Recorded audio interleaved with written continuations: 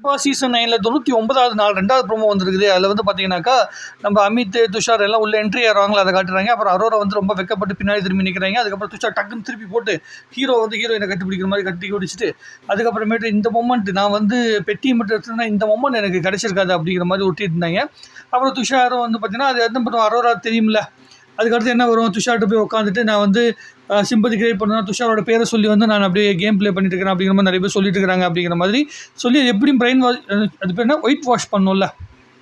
ஏற்கனவே துஷார் பேரை யூஸ் பண்ணிருக்காங்கிற விஷயம் ஓடிக்கிட்டு இருக்குது. அதனால் வந்து அதை ஒயிட் வாஷ் பண்ணுறதுக்கு என்ன விஷயமோ அதை வந்து துஷார்ட்ட உட்காந்து அரோரா பேசி சரி பண்ணிடுவோம். அந்த பிள்ளை அந்தளவு முட்டாள் கிடையாது. எந்த அளவுக்கு க்ளீனாக வந்து பார்த்தீங்கன்னா மக்கள் மத்தியில் ரெஜிஸ்டர் பண்ணுமோ அதை ரெஜிஸ்டர் பண்ண ட்ரை பண்ணிட்டு இருக்கு. துஷார் உடனே சொல்லிட்டான், இல்லை வந்து நான் வெளியே போனதுக்கான காரணம் நீ இல்லை, உன்னோட உழைப்பு மூலமாக நீ முன்னேறி வந்திருக்கிற, அதனால் நீ அதை பற்றி கவலைப்படாத, யாரும் என்ன வேணாலும் சொல்லிட்டு போயிட்டோம் அப்படின்னு சொல்லிட்டு. இதே துஷார் தான் வெளியே போன உடனே ஒரே ஒரு வாரம் கூட கிடையாது, அதில் வந்து இன்ஸ்டாகிராம் அக்கௌண்ட்டில் வந்து போட்டிருந்தான். என்ன போட்டிருந்தா, ஒரு வாரம் வந்து என்னோடய ட்ராக் மாறி போச்சு, லைஃபே மாறி போச்சு அப்படிங்கிற மாதிரி ஏதோ ஒன்று போட்டிருந்தேன். அதாவது அரோரா கிட்ட பழகினால தான் அது மிஸ் ஆகி போச்சு அப்படிங்கிற விஷயத்தை அவன் ஆல்ரெடி வெளியே சொல்லிட்டான். சரி, உள்ளுக்குள்ளே என்ன பண்ணுவாங்க, இப்போ விஜய் டிவியில் வந்து பார்த்தீங்கன்னா ஃபைனலிஸ்ட்டாக வந்துட்டா அப்படிங்கிறனால நம்ம எதுவும் சொல்கிறதுக்கு இல்லை, சரி மோட்டிவேஷனாக பேசிட்டு போவோம் அப்படிங்கிற அந்த மெச்சூரிட்டி அந்த பையன் வந்து காட்டிகிட்டு இருக்கிறான். அதுக்கப்புறம் இருக்கிற ஒரு 4 நாளில் வந்து பார்த்திங்கன்னா அரோரா வந்து எந்தளவு துஷார்கிட்ட வந்து உட்காந்து க்ளோஸாக பேசிக்கிட்டு ஜாலியாக இருக்க முடியுமோ ஜாலியாக இருந்துக்கிட்டு, எவ்வளோ எமோஷனாக வந்து காட்டிக்கிட்டு லவ் ட்ராக் போட முடியுமோ போட்டுட்டு உருட்ட வேண்டியதான். ஏன்னா எப்படி ஃபைனல் ஸ்டேஜ் போயாச்சு, இதுக்கப்புறம் என்ன ட்ராக் எடுத்தாலும் சரி, என்ன பேசினாலும் சரி, யாரும் எதுவும் பண்ண முடியாது, ஓட்டு மூலமாக வெளியே அனுப்ப முடியாது.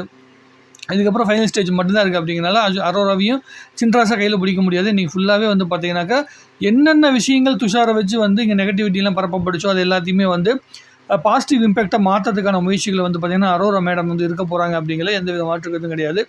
எப்படின்னா அந்த லேகியை வைக்கிற மாதிரி ஆயிடுச்சு நம்மளுடைய பொழப்பு. ஸோ ஒன்றும் சொல்கிறதுக்கு இல்லை, பார்ப்போம் அது எந்தளவுக்கு வந்து இன்ட்ரெஸ்டிங்காக போகுது, எந்தளவுக்கு இன்ட்ரெஸ்டிங்காக அரோரா கொண்டு போகிறாங்க, இந்த லவ் ட்ராக் வந்து எந்தளவுக்கு இருக்குது அப்படின்னு சொல்லிட்டு. நம்ம கமருதீன் பார்வதி மாதிரி வந்து மோசமான ட்ராக்லாம் இருக்காது, பட் ஆனால் ஓகே தான், ஓரளவுக்கு வந்து சொல்லிக்கிற மாதிரியான ட்ராக்காக தான் இருக்கும் அப்படின்னு நம்புகிறேன்.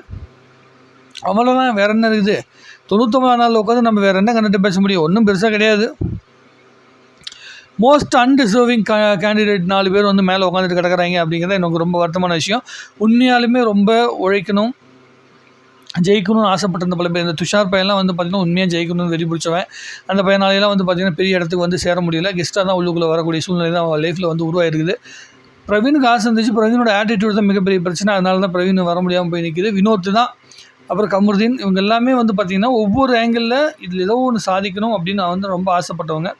இது எல்லாமே மணி மைண்டடாக இருந்தாங்க. அதே மாதிரி அடுத்தவங்களை வந்து பார்த்திங்கன்னா யூஸ் பண்ணிக்கிறவங்களா இருந்தாங்க. அவங்க எல்லாமே வந்து பார்த்திங்கன்னா சர்வே ஆகிருக்கிறாங்க. அந்த மிக்சர் தின்ன குரூப் தான் வந்து பயங்கரமாக சர்வே ஆகிருக்குது. சபரி வந்து பார்த்திங்கன்னா பல வருஷமாக பல மாதமாக மிச்சர் தின்னு தான் ஓட்டிகிட்டு கிடந்தான். பட் ஆனால் அந்த பையன்கிட்ட வந்து அது எஃபோர்ட் இருக்குது, ஜெயிக்கிறதுக்கான ஒரு எஃபோர்ட் இருக்குது அப்படிங்கிற மாற்றுக்கிறது கிடையாது. ஸோ அரோராவுக்கா இல்லை சபரிக்கா அப்படின்னு பார்க்கும்போது, அரோராவா சபரியா திவ்யாவான்னு பார்க்கும்போது, விக்ரமான்னு பார்க்கும்போது இதில் வந்து அரோராவுக்கு வாய்ப்புகள் உண்டு, ப்ளஸ் வந்து பார்த்திங்கன்னா திவ்யாவுக்கு வாய்ப்பு இருக்குது அப்படிங்கிறது உண்மை. இவங்க 2 பேர்த்தை தாண்டி சபரிக்கு ஓட்டு வருமா அப்படிங்கிற ஒரு கேள்விக்குறி இருக்கிறது.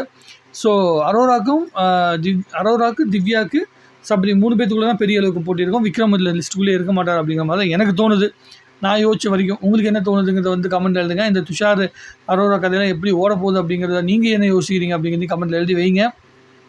அமித்தை வந்து முன்னாடி அனுப்பியிருக்கலாம், வினோத் இருக்கும்போது அமித் முன்னாடி அனுப்பியிருந்தா வினோத் கண்டிப்பாக பெட்டி விட்டுருக்க மாட்டாப்புல, தம் கட்டி உள்ளுக்குள்ளே பூந்து தடுத்துட்டு இருப்பாப்புல.